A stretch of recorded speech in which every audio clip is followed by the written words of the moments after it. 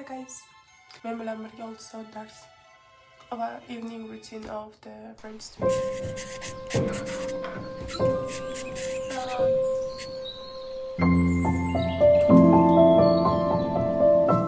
Asosiy keynotelarni yozganman. Hozir bularni ikkita artikel o'qishim kerak. Bitta Yale universiteti professori yozgan debat haqida. Yana bitta esa o'sha Dworkin kitobini o'zi va o'shandagi keynotelarni olib research paperga qo'yishim kerak. Примерно 3-4 soat dars qilmoqchiman. Hozir kofe qilaman o'zimga. Prepared my coffee. Planning to make a inglizcha gapiryapman hozir men.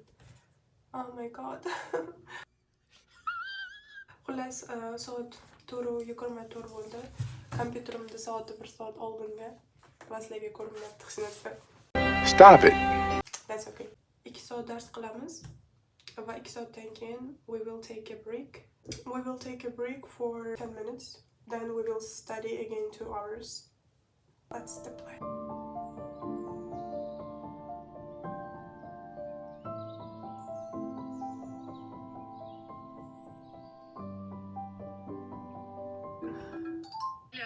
Assalomu alaykum, yaxshimisiz? Sen qani? Nimalar bilan ko'rishib gaplashaylik dedik-da. Gaplashdim va o'rtada uzildi. Soat hozir bizda 5. Yarim soat dars qilgandim. Keyin bir yarim soat uydagilar bilan gaplashdim. I missed my home. I don't like.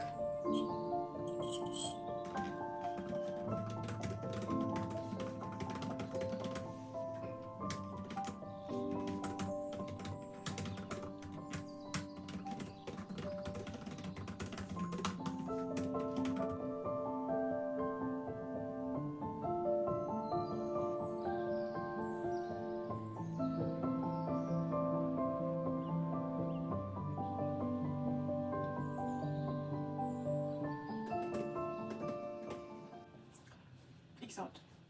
Lekin hali tugatmadim. Почти tugatish arafasidaman. To be honest, like 2 soatdan beri bitta konsept ustida ikkita olimni bahsida o'qiyapman-da. Hart bilan The Work about the legal positivism. Короче, shunchaki nonsense narsada tuyulyaptiki menga. I'm here to tell you right now, we don't care.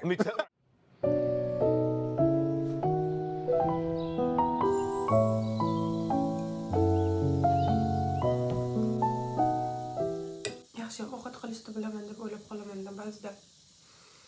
Kichkinaligimda hech kim meni ovqat qilishga majburlamagan. Tangimdan ilhomlanib oshpaz bo'lishni xohlardim.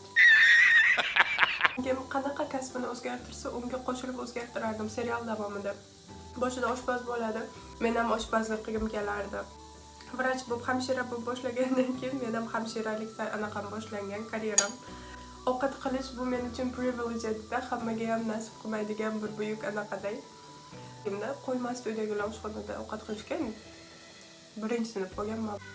4-5-sinfligimda adashmasam.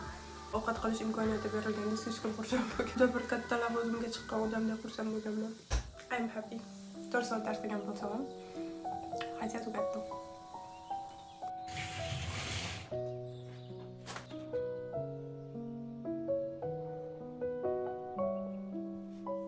I just finished everything. I'm so happy. Doimo bunaqa productive bo'lmayman, chunki 4 soat dars qildim, ovqatlandim, xonamni tozaladim, posudalar yuvdim, xolos videoga olish esimga chiqib ketibdi. Kitob o'qiymiz.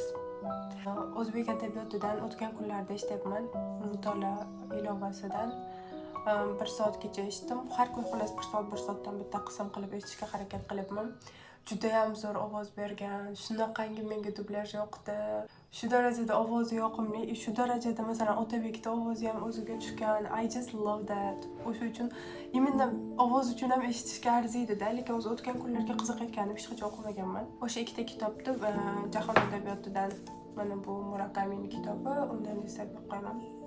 O'tgan kunlar ikkalasini o'qisam, balki I will just make a little video about it. So far shunaqa gaplar. Hammaga rahmat men bilan bo'lganingiz uchun. Take care guys.